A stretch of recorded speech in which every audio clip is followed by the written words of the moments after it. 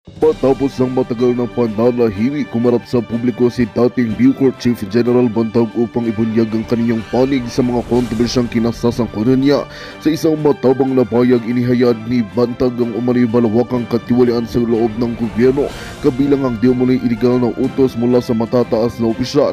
Kasabay nito, nagsalita na rin sina Senator Robin Padilla at Senator Ronald Bato de la Rosa na kapwa na nanawagan ng patas at makatarungang imbestigasyon sa mga aligasyon laban kay Bantag. Sa gitna ng mainit na usapin, muling nabuhay ang pangalan ni RB Tebes matapos niyang isiwalat ang di umano'y lihim ni Justice Secretary Boying Rimulya. Ayon kay Tebes, may mga ebidensya siyang magpapatunay na may mga bahong tinatago si Rimulya na posibleng may kinalaman sa mga nangyayaring kontrobersya sa loob ng administrasyon. Agad namang umani ng reaksyon ng mga pahayag ni Tebes at maraming nananawagan ng agarang imbestigasyon upang linawin ang katotohanan sa likod ng mga paratang.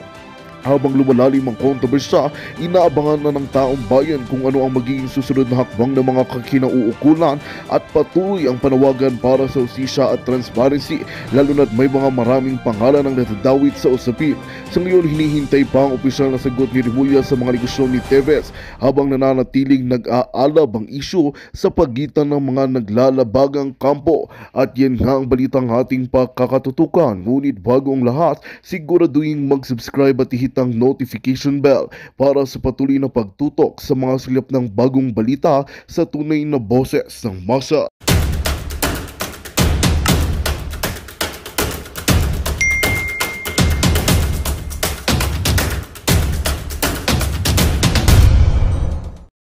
Blackout pa, so ay biglang wala ng sala. Ngayon baliktad sa akin, ang bilis ko nagkasala. Saan yung fairness doon? Sa atin po, hindi po, sa Armed Forces po. Armed Forces. Yeah. Sa atin pong konstitusyon, malinaw po doon na sinasabi, ang sabi po doon, kapag ang isang lugar ay pinamumugaran na ng ganitong klaseng krimen, pinapayagan po ang Pangulo ng Pilipinas na mag-take over po kayo at ayusin yung lugar na yon. Sa palagay po ba ninyo, hindi pa po ito napapanahon sa Negros Oriental? Sir, Your Honor, please, based on the way I observe things as what happened in the Digamo killing, I think there is no lawless violence yet, which is quite rampant to warrant the declaration of, to put the area under military control. That's my only appreciation, sir, as far as what we see or what we read in the newspaper, sir. But with respect, sir, to the statement earlier that there are some rogue military personnel involved, I would like to put on records that those military personnel who were listed were either retired, discharged, or on a wall, sir. They were separated already from the service. And it's always the position of the armed forces of the Philippines not to tolerate those kinds of wrongdoings. As a matter of fact, we could not condone nor tolerate any kind of that kind of behavior on the part of the armed forces. So be assured, sir, that talagang as much as possible we always remind through TINE, issuance of directive to personnel to refrain from committing any violation. Dahil alam naman namin na talagang ikakasira ng organisasyon yung mga gawain na ganyan, sir. Your Honor, please. Yes, sir. Malinaw naman po na wala na po sa serbisyo yung mga na-involved na sundalo. Yun lamang pong ang nai-involve ngayon sa parehong panig. Sinasabi po ng ating mga nabiktima dito sa ating nabalo na ating mayora, ang sinasabi po nila ay involved ay mga pulis din. Ang sinasabi din po kahapon sa hearing namin, mga biktima din, meron nga pong isa doon ng assassin ay pulis. Dito naman po kanina, narinig natin, ang tinuturo naman po ay pulis din. Hindi pa po ba lawlessness niyon? Hindi pa po ba sa tingin nyo, wala na pong tiwala yata ang tao sa pulis sa Negros? For me, that is my impression, Your Honors, please. I think the proper body to determine whether there really warrants putting the area under military control is somebody from the intelligence community. So we will coordinate with the concerned intelligence community, Your Honors. Maraming salamat po. Mahal na tagapangulo, isang tanong na lang po para po sa ating nabalo. Ma'am, kayo po, sa palagay niyo po ba, hindi pa po ba napapanahon para hingin natin sa mahal na Pangulong Bongbong Marcos na ilagay kayo sa military control? Tingin ko po, maybe a little bit parang siguro 1 or 2 steps lower than martial law. I'm not very sure if a state of emergency would Hindi pa be... naman po siguro martial law. Kasi doon naman po sa Section 18, first paragraph lang po yung sinasabi, lawlessness, ilalagay sa military control. Hindi pa naman po martial law. Pero sa palagay niyo po ba sa nangyayari diyan sa Negros? If that Kasi would... po, magmula po kahapon, mula po noong isang araw, wala na po ako narinig kung di kawalan ng tiwala sa ating kapulisan. Senator Robin, if that would hasten yung gaano katagal bago talaga truly one can feel na wala na talaga yung intimidation, para po sa akin in my personal point of view, okay lang ako kung gano'n na lang muna. Maraming salamat po. Mahal na tagapangulo, may nagtataas po ng kamay, hindi ko po siya matapos. Thank you, Senator Robinol Padilla. You want to say something, Mayor Diaz? Sir, in connection with the inquiry of the good Senator Padilla, sir, as inaasam-asam po ng Negros Oriental yung peace and order ngayon, sir. At mara mabalik yung turista namin. After the Teves incident, sir, patay na yung turista doon. Yung mga resorts nagrereklamo na po. So, ang Chinese community doon, sir, ang mga religious group, ang mga youth leaders doon, sir, mga tao doon, sir, they are asking po. Kasi nabanggit ni Ma'am Amy doon sa wake, at pero parang na-relay yata ng iba. They are asking po na there should be a control of military in our province. However, when there is a conference that our GPNP suggests na hindi pa dapat. Pero sir, saan kami, kung wala to, saan lalapit yung... Ito sir, andito sir, wala pa to ngayon. Katiting to sir, bigyan mo kami ng oras. Punta tayo doon kasama DOJ sir, maglagay tayong opisina. Protected. Sir, itong andito ngayon sir, konti lang to sa mga namamatay na walang kalaban-laban at ina-abuse po sir ng mga Teves. Marami pong hindi nakablatter. Marami pong hindi nag-file. Sir, simula nung mag-start ako mag-live doon sa page ko, lahat sir, puro reklamo. Puro reklamo. May mga babae po sir na empleyado nila na hinaharas po nila pero hindi makapagreklamo. Empleyado sa isabong sir. Empleyado sa, kasi may mga call center yan sila para mga worker. Hindi makapagreklamo, sir, because wala nang malapitan doon sa amin, sir. So kung may opisina tayo doon, sir, punta yung DOJ doon, sir, i-guarantee ko po na kahit wala kami mga politiko, sir, o walang mga kusang pupunta yun, sir. Negros Oriental, kung mag-survey tayo ngayon, they are very... Yung sabi nga na, sir, may nagano sa amin, our voice here is the freedom of Negros Oriental. Takot lahat, sir. Pati mga farmers doon, sir, sa sugarcane. Kung hindi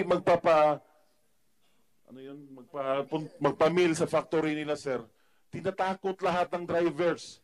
Kung hindi kayo magpamil dito sa amin, may mga checkpoints na ganun, sir. Mapilitan silang doon magpamil. Ginoong tagapangulo, pwede ko po bang tapusin lang? Yes, go ahead. Opo, sa DOJ na lang po. Senator Tolentino, sa tapusin ko lang po yung DOJ, sa palagay niyo po ba, kahapon pa po tayo magkasama doon sa plenary hall. Sinasabi po ng mga biktima na parang nagkakaroon ng pagdating po sa korte, sa pagpailan, minsan nasa korte na, biglang madidismiss. Sa palagay niyo po ba, hindi pa nag-breakdown ng justice system sa Negros? Mr. Chairman, we have encountered challenges in the administration of criminal justice, but we have mechanisms to address these challenges. First, with respect to gathering and protection of witnesses, that is one barrier to justice that we call. oftentimes when a crime is committed, witnesses, direct witnesses, are not too encouraged, are not too, they do not have enough courage to they're not able to muster enough courage to stand against big people. That is why there is this mechanism under the Witness Protection Program to protect witnesses and even their families. So that is one challenge, but there is already an existing mechanism that, of course, just needs some logistical support, because as we go along, more people will be availing of the assistance of the Witness Protection Program, and there will also be logistical challenges. In fact, the earlier discussion with the Human Rights Defenders group in Negros Oriental, there are hundreds of people asking also for assistance, and that is one challenge. Sir, ibig ko pong sabihin, okay naman po yung Witness Protection Program eh. Ibig ko pong sabihin, ang dami naman pong naglakas loob dun. Na kahit wala sila sa Witness Protection Program, lumitaw sila. Ang nangyari, yung isang suspect na, nasaan ba yun? Nandito kanina yun eh.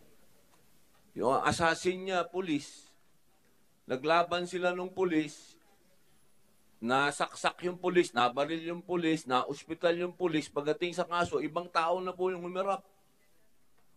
Yun po ba, ano po ba sa tingin nyo doon? Hindi po ba nagkalokohan na doon sa hustisya doon?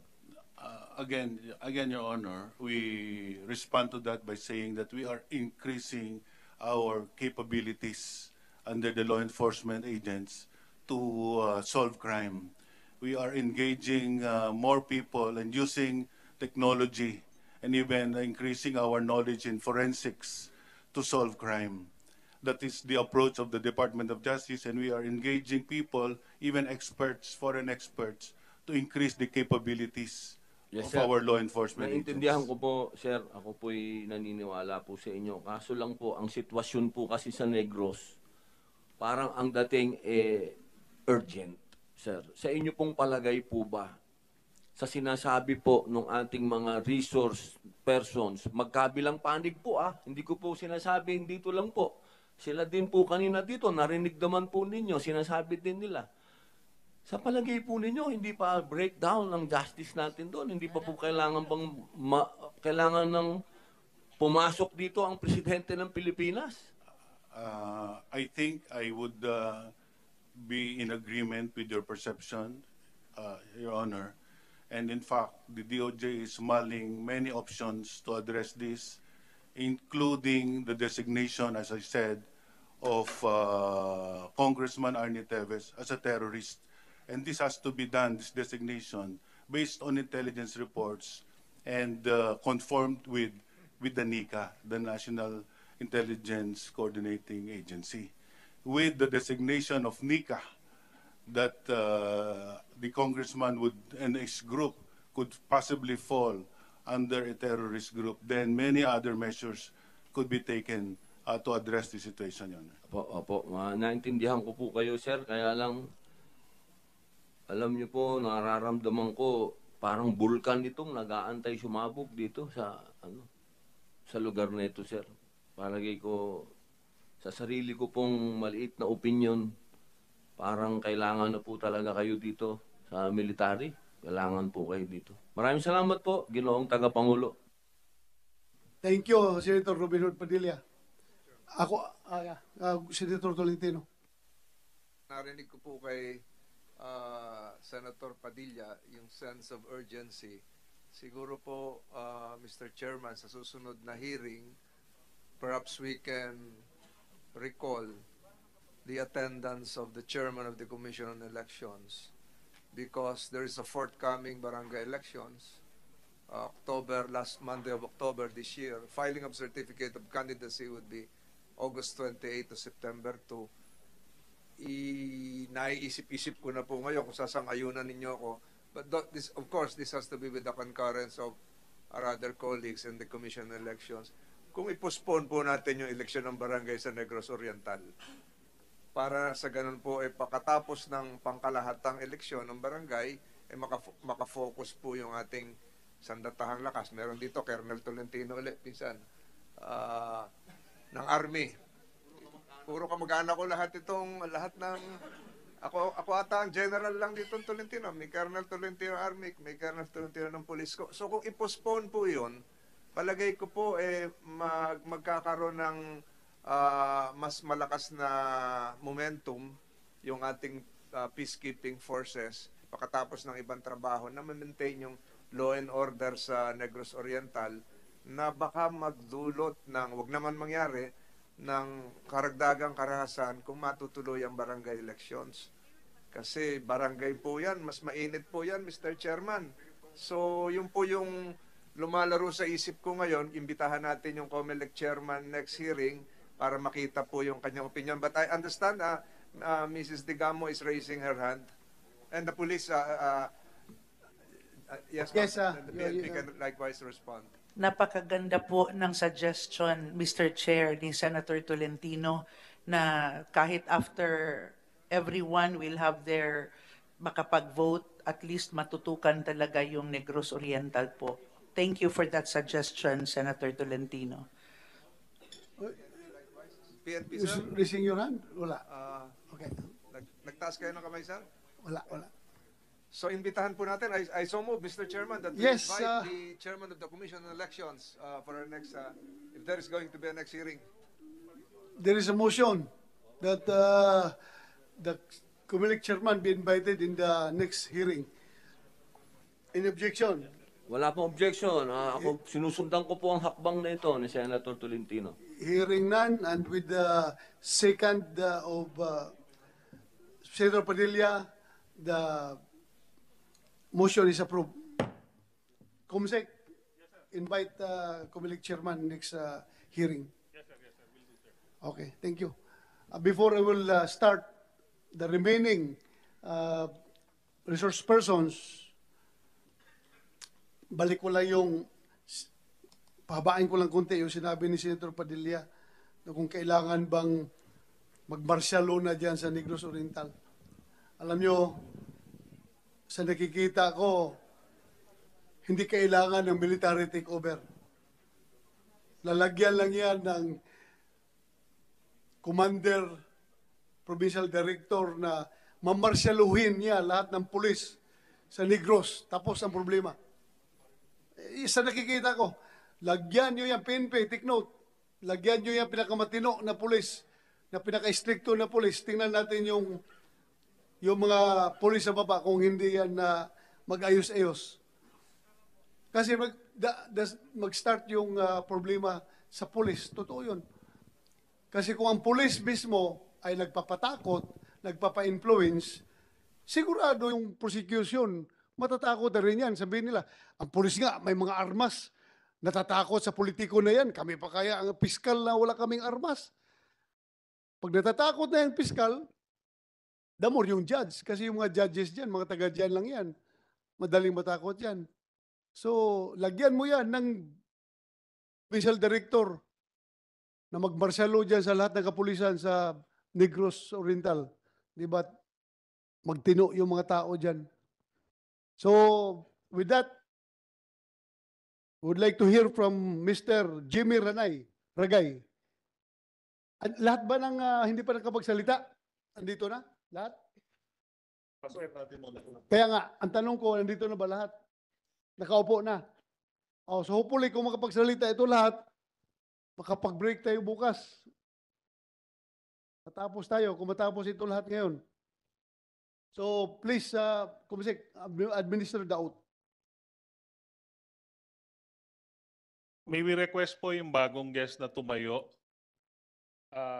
Pati doon rin po, kaliwat kanan.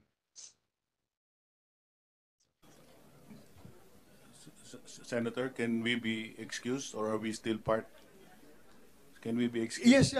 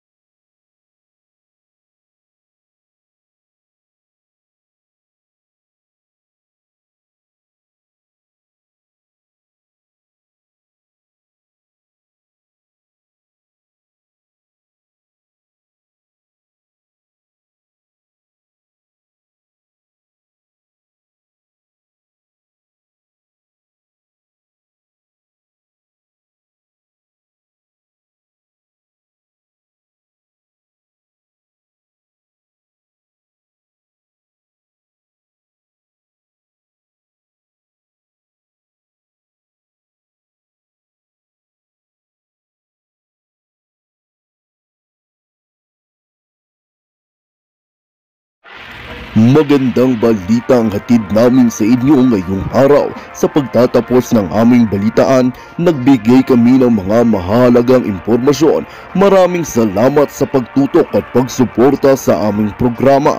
Huwag kalimutang manatili sa mga susunod na araw para sa mga bagong balita at mga kwento na dapat nating abangan. Mula sa Boses ng Masa, magandang araw Pilipinas!